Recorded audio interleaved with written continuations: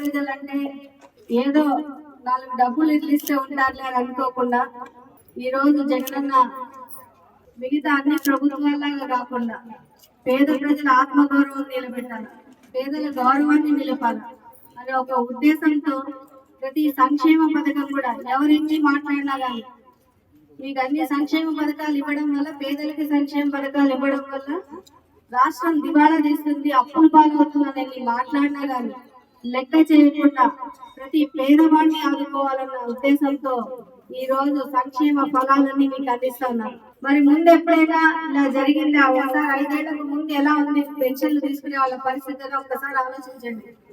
Party కాదంటే పెన్షన్లు cut చేసేవాళ్ళు. ఒకవేళ పెన్షన్ తెచ్చుకోవాలన్నా జన్మభూమి కమిటీల చుట్టూ తిరగడము, వాళ్ళ దగ్గర చేతులు కట్టుకుని నిలబడ్డము, వాళ్ళు ఏం చెప్తే అవి చేయడము, ఇవన్నీ జరిగేవి ముందు. మరి ఈరోజు ఆ పరిస్థితి లేదు. ఈరోజు ఏముంది, నేరుగా మీ ఇంటికే పెన్షన్లు తెచ్చిస్తా ఉన్నారు. ఇంకా ఏమైనా మీకు పథకాలు వచ్చేది ఉంటే అవ్వ ఈ పథకం నీకు వస్తుంది, అక్క ఈ పథకం నీకు వస్తుంది, అన్న ఈ పథకం నీకు వస్తుంది అని వాలంటీర్లు మీ ఇంటికి వచ్చి చెప్పిపోతా ఉన్నారు. మరి ఇటువంటి పాలన మనం కావాలని కోరుకున్నాం. మరి పేదవాడు ఎప్పుడు కూడా చిరునవ్వుతో ఉండాలని కోరుకున్నాడు జగనన్న.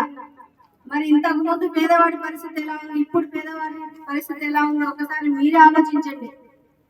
ఈ రోజు జగనన్న ఉండబట్టే మన పెన్షన్ 3000 అయింది.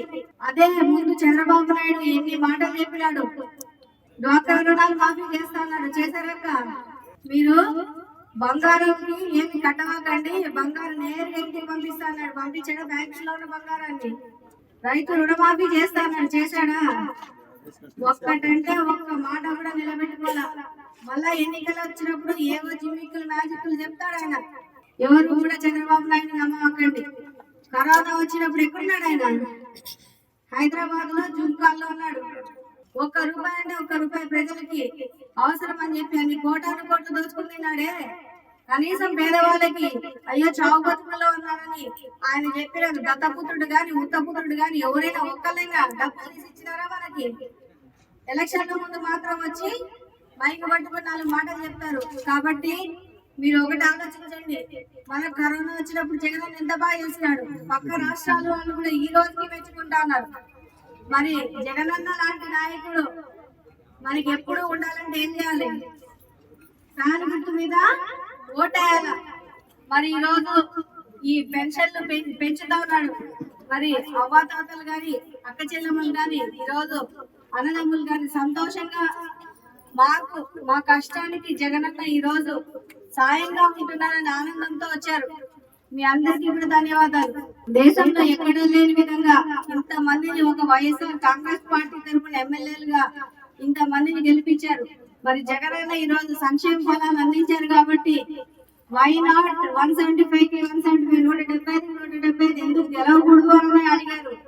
ప్రతి నియోజకవర్గం తీసుకోండి, ప్రతి పల్లె తీసుకోండి, ప్రతి చోట కూడా ఈ సంక్షేమ ఫలాలు అందిస్తా ఉన్నారు. కాబట్టి మీరందరూ కూడా మమ్మల్ని అందరినీ ఆశీర్వదించి మళ్ళా కూడా ఒక్కసారి అవకాశం ఇవ్వండి. తప్పకుండా కూడా మీకు ఇంకా కూడా మంచి పనులు చేసి చూపిస్తాము, ఇంకా కూడా మంచి సంక్షేమ ఫలాలు అందిస్తామని కూడా మాట ఇస్తూ ఈ అవకాశం ఇచ్చిన ప్రతి ఒక్కరికి కూడా పేరు పేరున ధన్యవాదాలు తెలియజేసుకుంటా ఉన్నాను. 44,420 పెన్షన్లు వచ్చేవి నియోజకవర్గంలో. అలాంటిది ఈ రోజు ఒక దాదాపు 900 పెన్షన్లు పెంచుతూ 45,261 పెన్షన్లు మన నియోజకవర్గంలో కేవలం ఈ 6 మండలాల్లో మన ప్రభుత్వం ఇస్తా ఉంది. అందుకు గాను నెలకి 13,55,00,000 ఖర్చు చేస్తా ఉంది ఒక నెలకి. మీరందరూ గుర్తు పెట్టుకోవాలా, ఇన్ని పెన్షన్లు ఇంత ఎక్కువ మొత్తంలో ఎప్పుడు కూడా ఏ ప్రభుత్వం కూడా ఇవ్వలేదని మీరందరూ ఒకసారి గుర్తు పెట్టుకోవాలా. మరి మీరందరూ కూడా మళ్ళీ మమ్మల్ని ఆశీర్వదిస్తారని